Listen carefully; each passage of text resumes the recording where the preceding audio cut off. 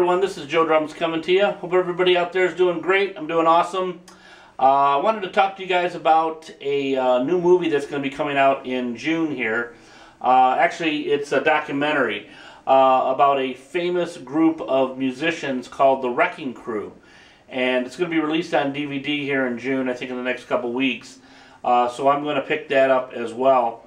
I saw the trailer, and it's basically about these group of musicians that came from the LA area that were hired to play basically on a lot of people's famous recordings, records, albums, and also TV shows. They did TV theme songs, they did movie theme songs. The list goes on and on of what these actual musicians have done. One drummer in particular that's played with the Wrecking Crew was Hal Blaine. And many years ago, when I was really young, I used to sit and watch a TV channel or TV show called The Partridge Family. And of course, the Monkees was on, and these guys had played all the music for those famous TV shows. And of course, you know, me seeing the little boy as a drummer, I thought, wow, that's really cool. I want to do that. And so it got me intrigued into finding out who these people actually were. Right now I've got Hal Blaine up here. This is kind of a video from him. You can pull these up on YouTube. If you look up Hal Blaine, he's on there. The Wrecking Crew actually consisted of, it looked like about maybe 45 members. There was, I'll kind of go through the list. Don Randy, keyboard. Leon Russell, keyboard. Joe Osborne, bass. Larry Nechtel, keyboard, Billy Strange, guitar, Earl Palmer, drums, Plas Johnson, saxophone, Bill Pittman, guitar, Al Casey, guitar, Barney Kessel, guitar, James Burton, guitar, Lyle Ritz, bass, Mike Deasy on guitar, Dr. John, keyboard, Don Peake, guitar, Jim Gordon, drums, and I could sit here and name more and more people. There's just so many different ones, but if you look up the Wrecking Crew band members, it'll be up on Wikipedia. You can see all the different musicians that played on, you know, the Beach Boys records, Sonny and Cher, Sinatra, Nancy Sinatra. The list just goes on and on what these people actually did. It's amazing, you know, what they've accomplished, and really nobody knew who they were. So if you get a chance, check out the documentary movie. It's called The Wrecking Crew. I think it's, like I said, it's going to be coming out in the next couple weeks on DVD. So I'm going to get it myself. Another one that's really good is called Whiplash. If you guys haven't seen that movie, that's about a drummer that's going to a music school, and the teacher gives him more than he bargained for through this. So if you haven't seen it already, it's a great movie. I've already seen it like 3 or 4 times. I went and bought the movie.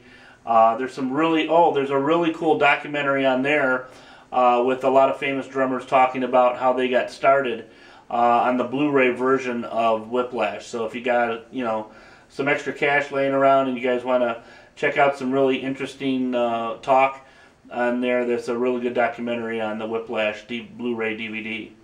So we're going to listen to an excerpt that I took off of a radio station. This is Hal Blaine talking to a person about how it was in the Wrecking Crew. So I thought I'd share that with you. I've had it for a while, and it's really interesting. So you guys take care, keep rocking. I'll talk to you soon, and probably the next video you'll see me doing some more drumming. So until then, you guys take care, keep rocking. We'll see you next time. This is Fresh Air. I'm David B. Cooley, in for Terry Gross. The new documentary, The Wrecking Crew, tells the story of what may be the most successful group of studio and session musicians in music history. This anonymous collection of players can be heard on many hits of the 1960s and 70s. Songs by such artists as the Beach Boys, the Byrds, Frank Sinatra, Leslie Gore, the Mamas and the Papas, the Monkees, and Nat King Cole. The musicians were used by music producer Phil Spector to create his wall of sound. Our next guest, drummer Hal Blaine, is featured in the documentary and is credited for coming up with the group's nickname, the Wrecking Crew. In March 2000, Hal Blaine was one of the first 5 sidemen inducted into the Rock and Roll Hall of Fame. He's featured on thousands of records and over 40 #1 hits. Terry interviewed him in 2001. They started with one of his hits from 1963. That year alone, Hal Blaine played on Then He Kissed Me, Da Do Ron Ron, Another Saturday Night, Surf City, Surfer Girl, Surfin' USA. Hal Blaine, welcome to Fresh Air. Thank you very much. Now, is the opening on Be My Baby, was that drum line your idea? This was the beginnings of rock and roll. Somehow, with my experience, I keep thinking that I was an awfully good faker. And it could be that the lick went boom, boom, boom, boom, boom, boom, with a backbeat. Boom, boom, boom, boom, boom, boom. And at one point, while we were rolling, I may have missed the second beat. So we went boom, boom, boom, boom, boom, boom, and it stuck. It became a hook, and of course, one of the most famous hooks in rock and roll. That also happened to me, just to get off the beaten track. It also happened to me with the Tijuana Brass when we did A Taste of Honey. The song was da-da-da-da-da-da-da-da, and everybody comes in, da-da, ba-da-da. Well, unfortunately, nobody was coming in together. It was like a train wreck. So at one point, me and my comedic mind, they went ba-da-da-da-da-da-da-da, and I looked at the band and I started slugging with my bass drum. Boom, boom, boom, boom, diddle-a, diddle-a, diddle-a, diddle-a. Everybody came in. And once again, that became a major hook for that song. It happened to be my first record of the year. Hal Blaine, what are some of the other records that had the most memorable beats that you played? Well, I remember doing a record with Sam Cooke, Another Saturday Night it was called. And that was another one with that same drum lick every 8 or 16 bars, whatever it was. Dig-a-dig, dig, dig, dig, dig, dig, dig. And all these drum licks kind of became the standard for rock and roll. You know, all the drummers that I've spoken with through the years have told me that they grew up listening to the records that I played on, and that's how they learned. And I grew up listening to Gene Krupp and Buddy Rich, and that's how I learned. In fact, I bet you've been to countless restaurants where people have been playing your rhythms on the table. That has happened, I guess, in the past, you know. Sometimes I've actually, it's funny you mentioned that. I've actually turned around to someone and said, do me a favor and let me play the drums in a nice way. Right. Where I would explain to them that they were trying to play their fingers along with whatever the music was playing, coming out of the speakers in the restaurant. That actually has happened to me, which is kind of funny that you would hit on that. Now, you did a lot of records with Phil Spector, including Be My Baby. Yes. What are some of the things he had you do that other session heads didn't? What was different about working with Phil Spector? Well, first of all, every Phil Spector session was a party. Everyone on the session, all the guys and girls, were the first call people. Everyone wanted to work with Phil Spector because they knew that some kind of a hit record, I mean, it was the talk of the town. Phil Spector was the guy that everyone wanted to see how he worked. He had a big sign on the door that said closed session, and yet anyone who stuck their head in, he'd grab them and he'd shove them in the studio, and he'd say, Hal, give him a tambourine or a shaker or some claves, some noisemakers, let him play something. Did Spector hum for you or clap for you, the kind of things that he wanted, the sound that he wanted? Not on drum, not for drums. Phil used to use me like a racehorse. He would have me sitting there while he rehearsed. He would keep me from rehearsing, and I'd be chomping at the bit. I want to play, and finally he would point to me. He used to be in the booth, and he'd run back and forth. They had a huge window, and he'd run back and forth like he was conducting a symphony, and he'd look at the strings and use certain, symphonic movements or the way a conductor would do. And he would look at me and he would say, now. And I knew he was saying now, which meant go for it.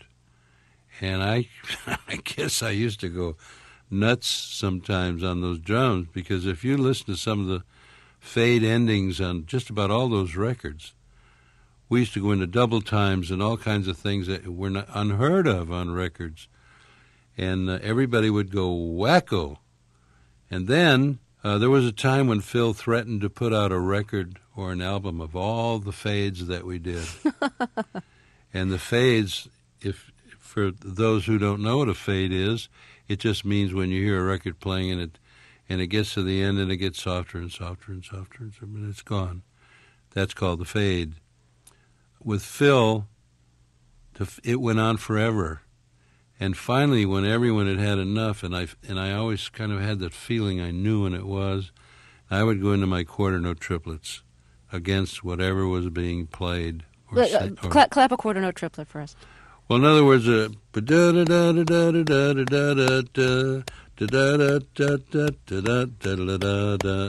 it's over, and I go da da da da da da da da da da da da da da da da da da. So everyone knew, here it is, this is it. And Phil would never stop the machine until I played those quarter note triplets. So they're on the end of every record. The musicians who you used to play with on rock and roll sessions were known as the Wrecking Crew. Why were they called the Wrecking Crew?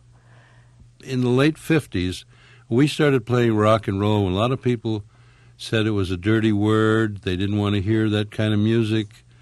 They thought the musicians were just rank amateurs. They had no idea that we were all well-learned and studied musicians with degrees and so forth playing music. And the old-timers, the guys that we kind of replaced, used to say, these kids are going to wreck the business. And I just automatically started calling us the Wrecking Crew. And then I became a contractor very early on, doing the hiring for the sessions that I was playing on.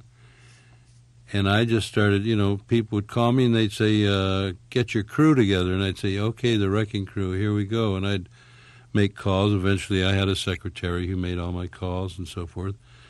So the Wrecking Crew stuck.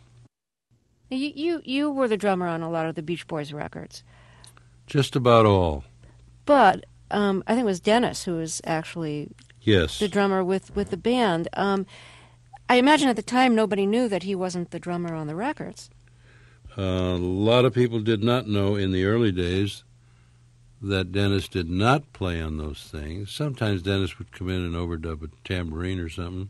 So did Dennis feel bad that instead of him it was you on the records? I tell you, I've told the story before. Dennis loved the fact that while I was in the studio in the afternoon making $35, $40 for the afternoon, Dennis that night was making $35,000 or $40,000 on stage. I mean, they were making a lot of money.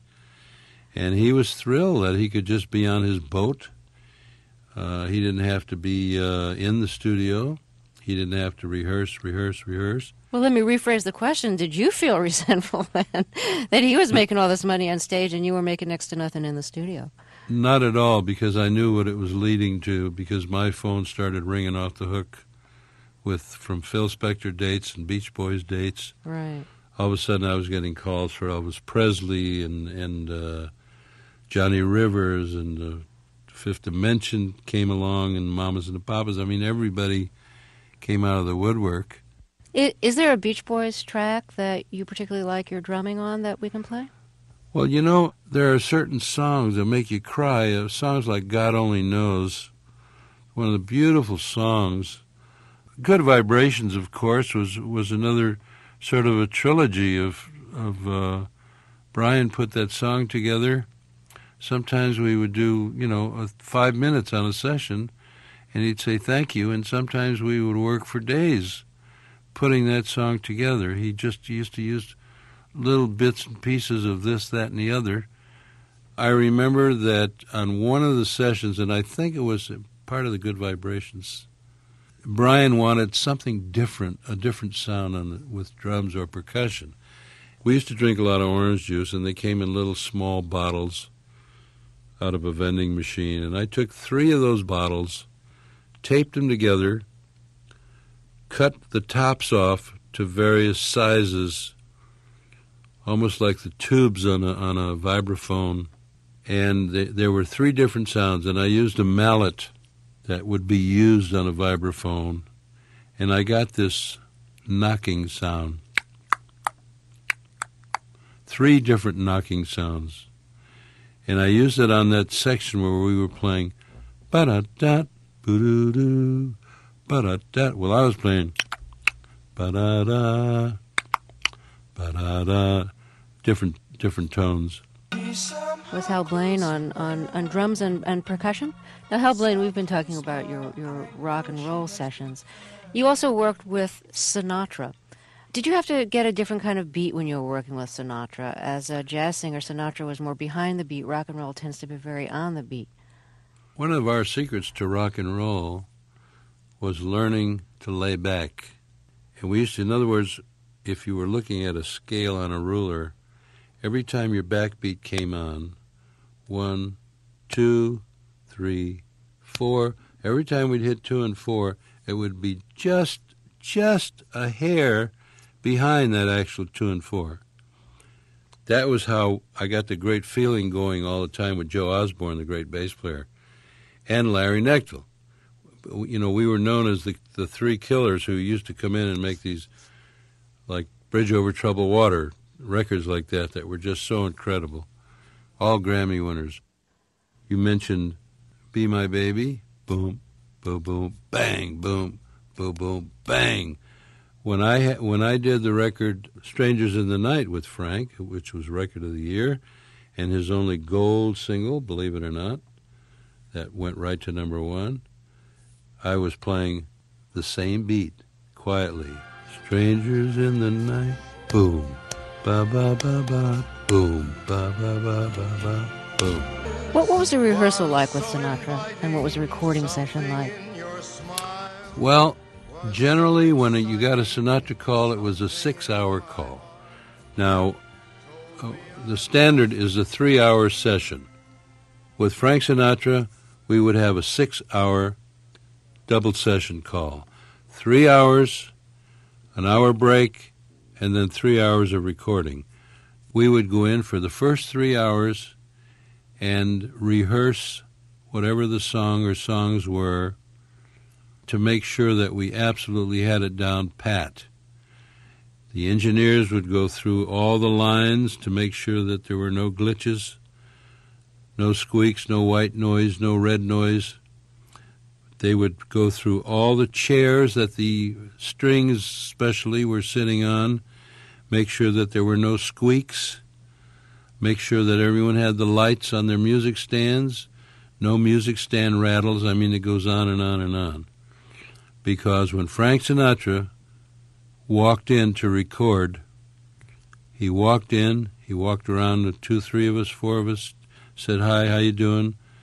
Let's make a record." And bang, he was in the vocal booth and we were making a record. No fooling around, no mistakes, no nothing. Rarely did he ask to do a second take. Frank always knew what he was doing. He had rehearsed himself. He knew the songs. And Frank was the kind of guy that once he walked out of the vocal booth, he'd say, "Thank you all." He was gone with his entourage. That was it. You've been on about 8,000 different songs that have been recorded. Do you actually remember what you were on, or do you have to consult a list to figure out if you were on something? Well, it depends. Obviously, I had all those records of the year, the Grammy winner of the year, and I don't have to think about those records. I know those records backwards. When it comes to certain songs, it was just a blur of so many songs and so many sessions. I don't know. It's very difficult to explain, Terry. I just played what I felt, and they let me play. You know, once you kind of make a name for yourself, then when producers would come in, they would say, "Oh, Hal, just do your thing. You know, don't worry about it. Just whatever you feel." They felt that I would always do the right thing. Drummer Hal Blaine speaking to Terry Gross in 2001. He's featured in the new documentary The Wrecking Crew, which opens today in theaters in New York and L.A. and additional cities in coming weeks. The film also is available now through iTunes and video on demand.